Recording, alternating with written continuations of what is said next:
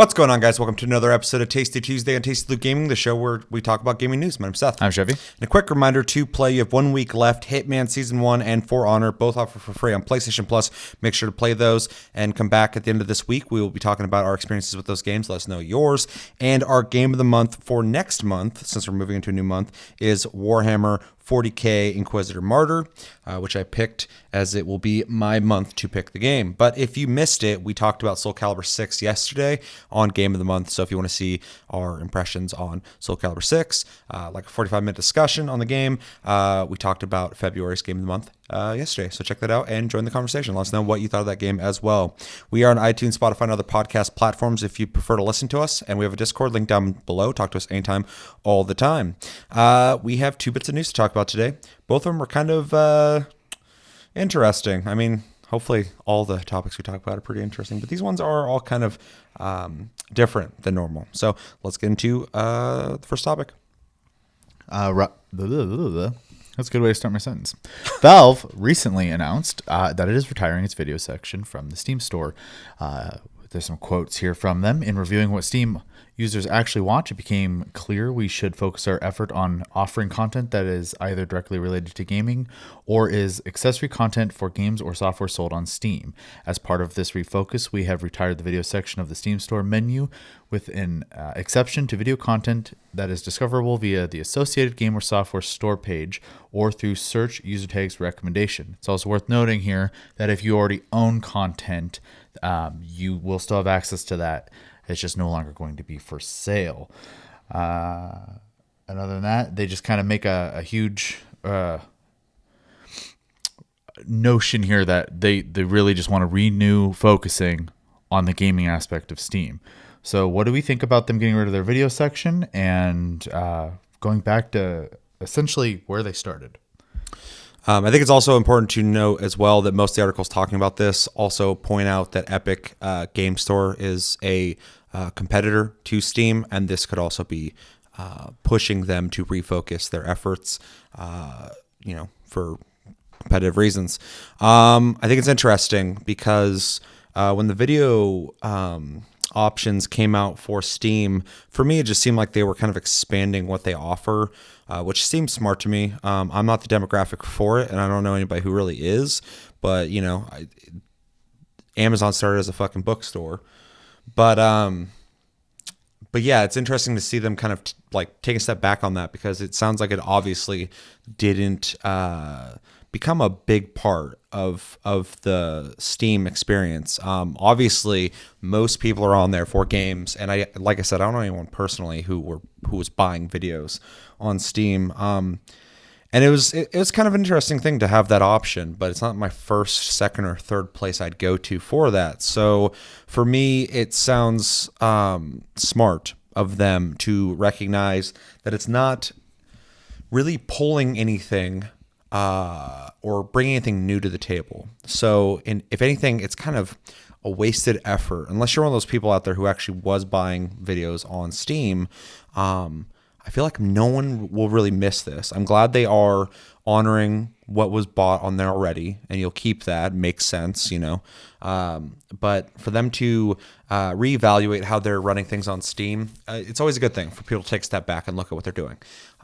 Steam is, in my opinion, the PC platform. When you talk about, the Switch, the Xbox, the PS4, for me, it's Steam. Possibly in the future that could, become more expansive with, the Epic Game Store coming out and stealing games from Steam, essentially, which, they never owned, but they were the standard. Companies like GOG that offer a lot of games, could get a lot more diverse. But, as of right now, Steam is the console, in my opinion. The PC is just, which PC you built. But Steam's the platform. So refocusing and looking at gaming is smart. It's the most important thing that they offer. They fucking own that market on PC, and they have to be smart and possibly competitive in what they're doing in the future. So better to do that now than wait later when things get weird. for them, because a lot of people will just get comfy. Oh yeah. And I'm not trying to make this about the Epic thing, but it is an important thing to look at. They have taken games that would be sold on Steam. So, and not even saying that they're doing this because of that, but it's just an interesting point that they're doing it now. But again, any company that's wasting resources and money on something that's not really doing a whole lot for them and not really making our experience better, no one's like, oh man, I wish there was more videos on Steam. I've never heard anyone say that ever. It's just smart to consolidate and tighten up all the loose ends. I mean, random, but like even on our Discord, every once in a while I'll look at some of the subsections we have and go, are we really using this? Like, it's just kind of cluttering the list. So I'll reform them to something else, or we'll get rid of them. So, Yep. And we're not even making money off that. So it just makes sense to kind of reorganize shit. Yeah. You said a lot of things there that I was going to say, and I think one of the bigger points that you said towards the end there that was kind of my main thought on this is getting back in the mindset of being competitive, because they really haven't had to in a while, and there are a lot of avenues now for people to buy games again. Obviously, none of them are necessarily the powerhouse, but you do have, like you said, there's GOG, there's the Epic Store, there's Origin, there's Uplay. And then there's also Discord is getting into on the action of selling games, and you have Forgot about that. I forgot the other one now. There's another one out there. Oh, Twitch with Amazon. Yeah, I was gonna say selling that. games. So I mean, like, they have to start thinking about that. Be the same way that Netflix was very smart about thinking about their future really early on too, because people started pulling their products off of Netflix to start their own services. Yeah. So they had to start doing their own, you can only get this here content, and Exclusivities, Steam may have to do something like that in the future. It's funny because they used to Yeah, they did quite a bit. So it is interesting to see this, because this could be the beginning of them doing that again. If this pushed them to make Half-Life 3 finally? That'd be crazy. Or anything really. I mean, what do they work? You keep hearing that they're working on stuff, but nothing comes out. You bringing that up has just opened this up so much more for me now, because not only do they have to rethink their store, I forgot they were a fucking developer at one point. Yeah, developer / publisher. Yeah. So what if that competition, you're talking about exclusives, they of course could buy people to make games for them. But I mean, they used to develop games all the time. Yep. So it'd be interesting for this to get them off their ass and do something, again.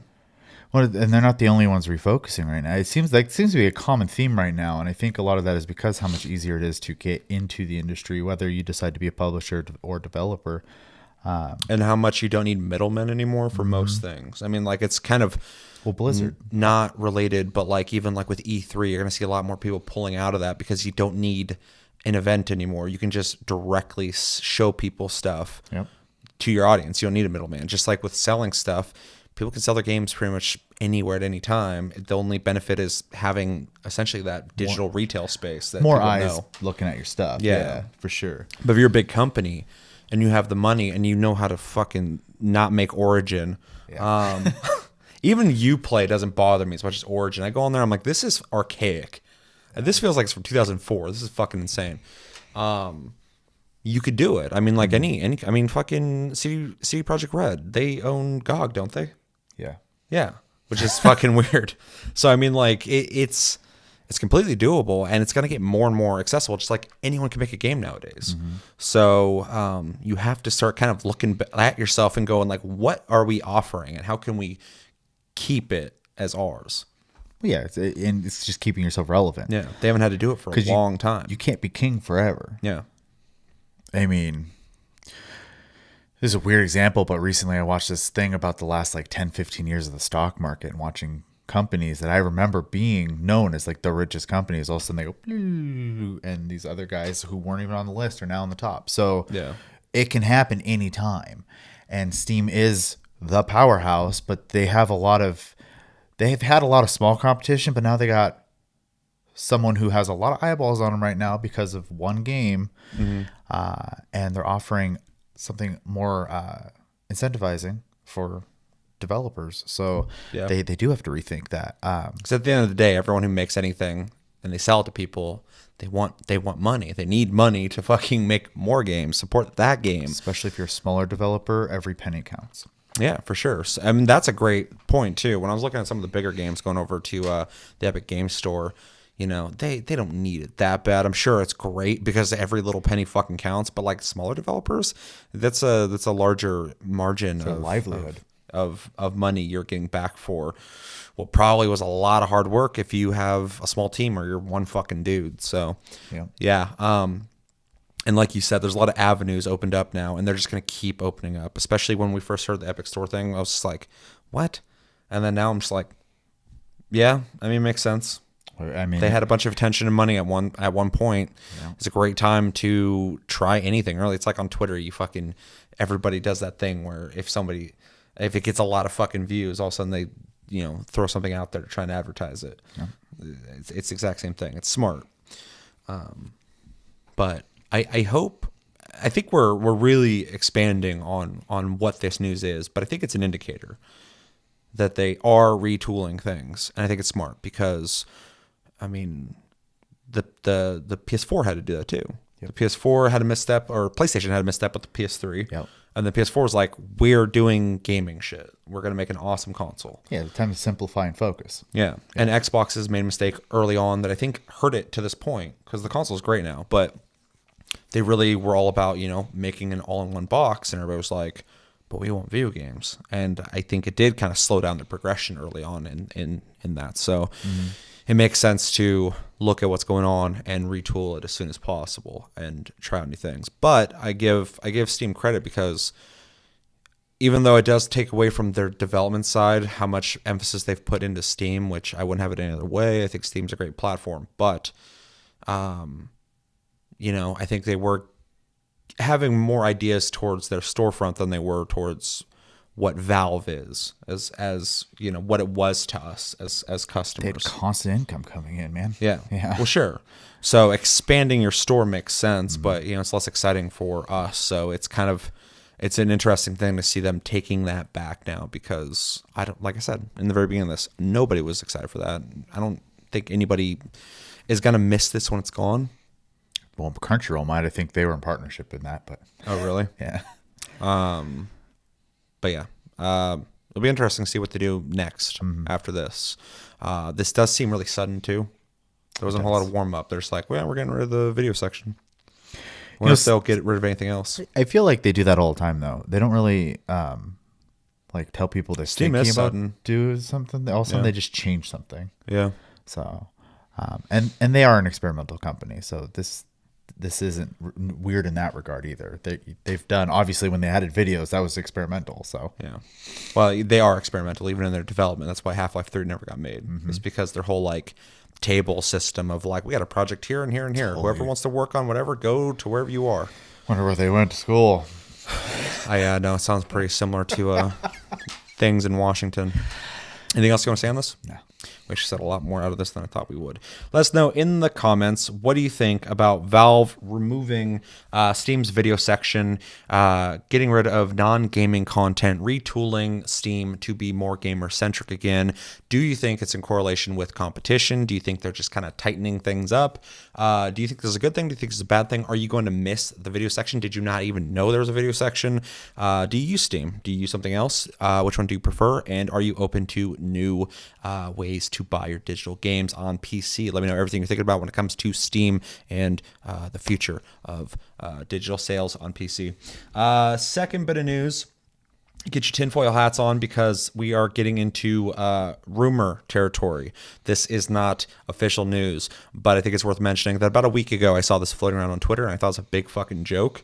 I was reading and I was like, that'd be weird, but it sounds dumb. And it's on Twitter, so I was like, I don't trust anybody on fucking Twitter. But here we are. The glorified bloggers that are games journalism are talking about this now. So I think there's a little more validity. So the rumor is Microsoft will be bringing Game Pass and published titles to the Nintendo Switch. That's right. Xbox games on your Nintendo Switch. So I'm going to go into... I'm going to read directly from this because there's a lot of details to this, and then we'll discuss it. Okay. Okay, so according to Game Informer, According to a report from outlet Direct Feed Games, an outlet that has strong track record for rumors, especially centering around Nintendo, Microsoft, and Nintendo. Nintendo, comma. Yeah, that was a weird Nintendo. Yeah.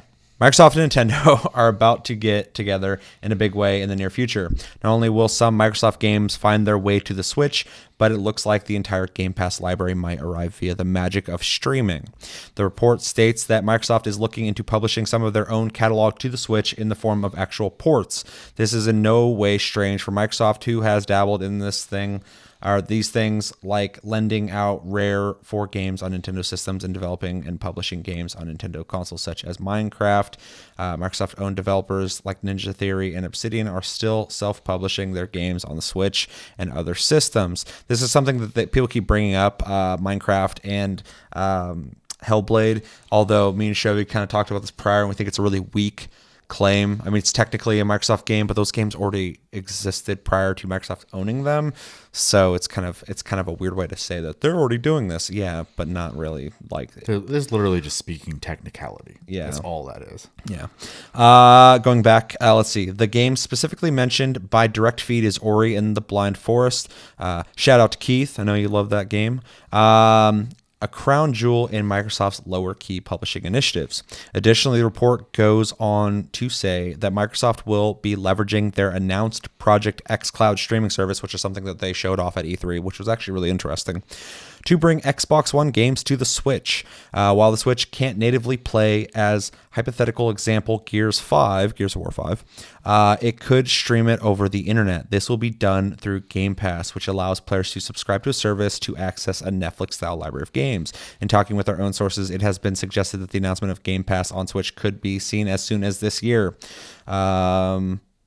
Yeah, last part. This isn't surprising, as Microsoft has been eager to expand Game Pass out as far as they can, announcing plans to revamp it for PC. Project xCloud is a means to an end to get people who don't own Xbox products to spend money on Xbox services, making the Switch a perfect vector for it. For Nintendo, it means games that are unfeasible on the console due to hardware limitations can come to the Switch in some form and provide an added value for them. First off, what do you think the validity of this is? Secondly, what do we think about Microsoft essentially playing publisher with their games and potentially putting them on Switch and other consoles and whatever the hell else you have to say on this whole subject? So I think this, first off, is another good example of a company that is obviously in refocus mode. If this is true, we've been kind of getting that feel ever since Phil Spencer stepped up to be in charge of Xbox. He is definitely less about the competition aspect and more about just like, yeah, like Phil Spencer, making it fun again, you know, type of thing, which is great. I love that attitude, and I hope it spreads like wildfire. Microsoft has been kind of extra nice with Nintendo lately too, especially when it comes to the cross-play system and stuff like that. They're kind of ganging up on Sony there. They are, and it's nothing but beneficial for both companies in that regard. Yeah. I also have to say, I feel really confused, mixed, I guess is a better way to put that on this, because I feel fucking confused. It's great for Microsoft if they can have a successful platform like this, because they're essentially getting their products out in more hands this way, and they can make more money off that. However, it makes the Xbox less of a thing. Is kind of a weird way to put that. Outside of the controller and your not obedience is a bad way to put it, your fandom of the Xbox, what the fuck is the incentive of owning one? Yeah. So it literally, not to jump in, but fucking, if they become a publisher of games to other consoles, which is great for, you know, the ecosystem of gamers, you can get it anywhere. That's awesome for us. But there, in my opinion, that's abandoning the Xbox, and that's essentially them making money elsewhere, but potentially losing money with their console, which they can afford to do. But the Xbox would only exist unless the next Xbox has something about it that's so fucking amazing. I don't know. It only exists then as an option to have to play their games if you don't have one. That'd be it. Yeah. Because we've already complained that all their games being on PC, and a lot of people hate hearing this, but it's 100% true. Exclusives fucking matter because you need them to draw people in and give them experiences they can't have anywhere else. And it's great that Microsoft as a company wants to share their games everywhere. That's awesome for everybody. I would love to just like play, a game I've been curious about on Xbox on my Switch if I felt like it, even though I'd probably play it on the Xbox. I prefer the controller. It completely negates the point of owning that Xbox to have that gateway to Xbox games when they're on everything. Like I said, on PC, like almost every, I think it's, last time I looked, it was like 14 games that are Xbox only games. People want to say, well, they got exclusives. They have Microsoft exclusives, and now it's going to be non-Microsoft exclusives. They're going to be on fucking everything except for the PlayStation, I guarantee. That'd be weird as shit. But, I know so many people who only want to play these games on PC. They're not interested in buying an Xbox. And that's not because, I like the Xbox. It just sucks that there are people who just will opt out of owning the thing completely now because they don't have to have one. It's less money they got to spend. Yeah. It's fucking crazy. So like it's that's why I say I'm confused. Anyway, sorry. I wasn't trying to take away from you. To not like completely say, that people would ban a ship, the one thing that you obviously could still keep doing on your Xbox is downloading the games to it and playing them directly from your hardware instead of having to stream them. Well, they said they're porting some games though, and I think Ori in the Blind Forest. Yeah, but they're not going to port Forza. Sure. That'd be streamed. And I think it's awesome they're even giving that option because you're going to be able to get like high-end AAA quality games. Well, Nintendo first-party games are AAA, but games that cannot be played on a Switch on there, that's fucking dope. But porting a game like Ori and the Blind Forest, I think that game would be great and at home on the Switch. Oh, for sure. And obviously in the future, when a game like Cyberpunk comes out and it comes out for everything but can't run on a Switch, you'll be able to play it on there. Now you'll be able to play it. Yeah. So I mean, it's great for Nintendo owners for 100%. And it's also great for Microsoft because now they're going to make money off Nintendo owners by giving them games the Switch can't play. Yeah, and that's kind of the weird spot here, right? Because it's not a dumb decision, but it's also a confusing decision. It makes me think like, where the fuck are they going as a company when it comes to a console developer? Not as a publisher. This is fucking genius. Oh, 100%. They're going to get in everything, and they'll have their own console. If you don't want that one, they'll be like, okay, well, we got ours. But it also takes so much away from that box. It's definitely going to be one of those things that is like you're going to be, keeping an eye on because like, what's the strategy? Is the strategy just because, the digital platform is more profit? And maybe that's just the idea there. So what if the next Xbox, though, is cheaper for them to make because they're relying on the streaming? I mean, they kind of wanted to do that anyway. Like if they're pretty much making like a fucking Roku, essentially. Well, and it's powerful enough to stream. I think the analysts have been saying that not necessarily the next generation, but the one after that was going to be that pretty much anyways. They've been speculating for fucking ever though. The market dictates that, not what the companies want. We've seen that already. But streaming is coming for sure. Yeah. And the next consoles will be built to stream and play games.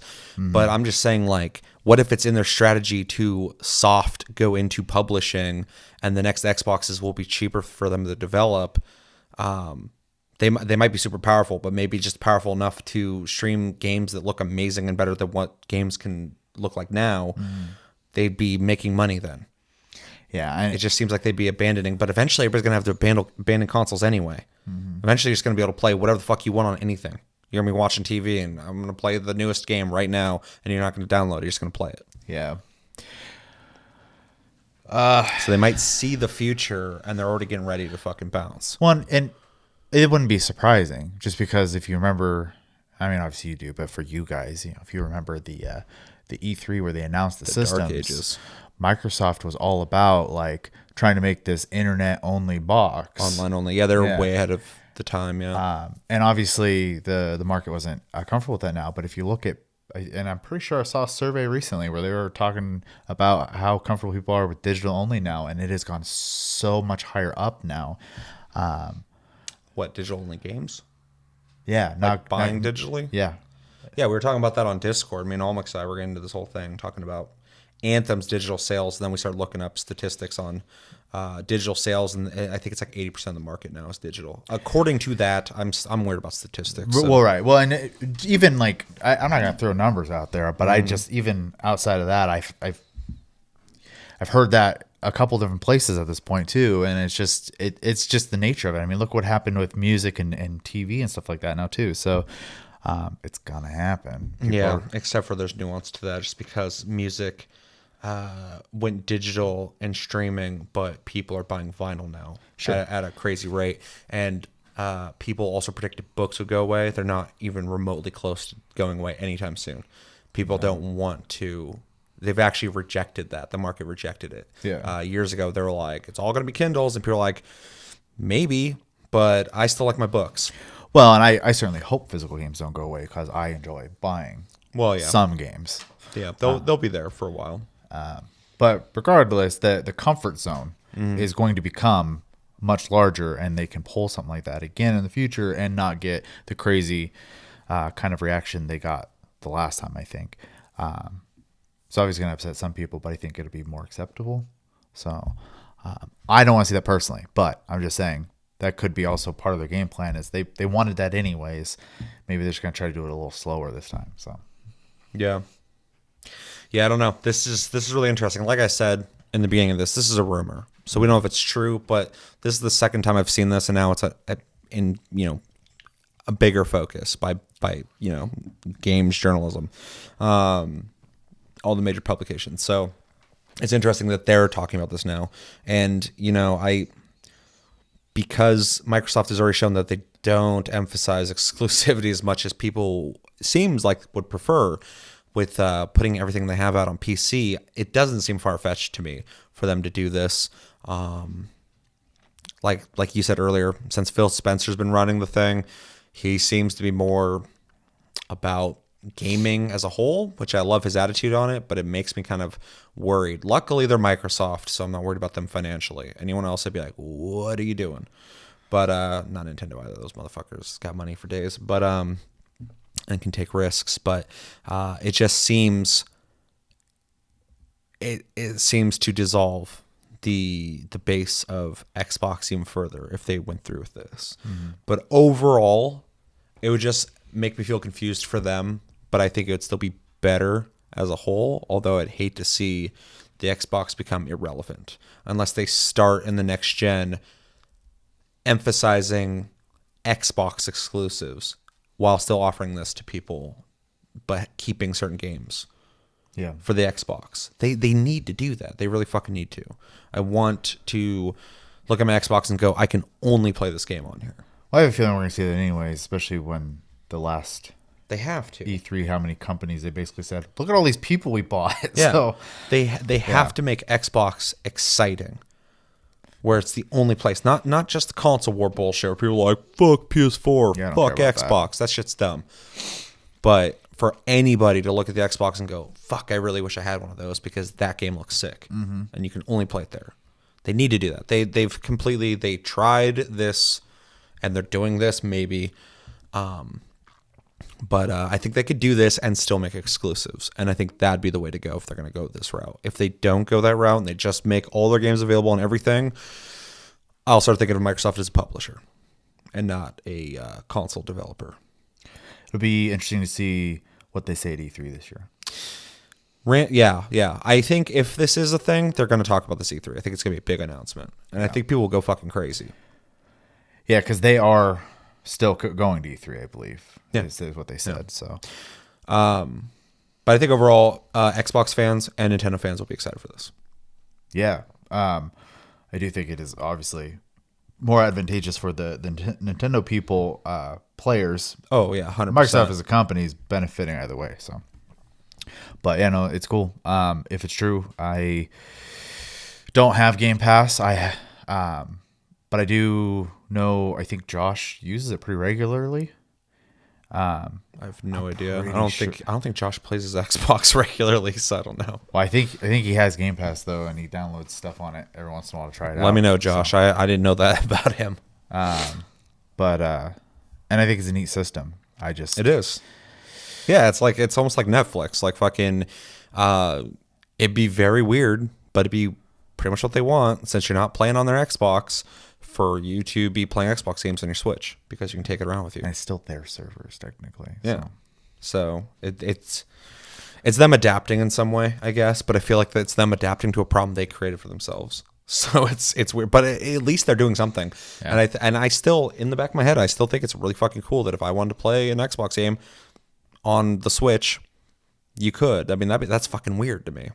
Yeah, it becomes available on 3 platforms out of the 4. So because then like Xbox doesn't even have to make they never were, but they wouldn't have to make it portable ever because the Switch already exists. Yeah. So if you want to take Xbox games around with you, you download it onto your Switch and go play it somewhere. You know they're eventually going to want to expand this to phones and tablets anyways. Oh yeah, no, they've already talked about it. They said that whatever the fuck it's called. Xstream. Yeah, that streaming service. They said you're going to be able to play the highest graphic games on your phone. Yeah, so Bluetooth controller on your phone or tablet. Yeah.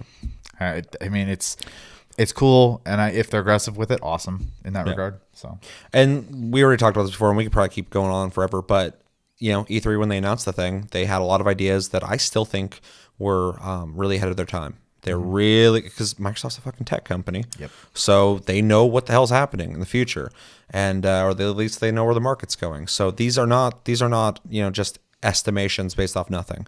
So they obviously.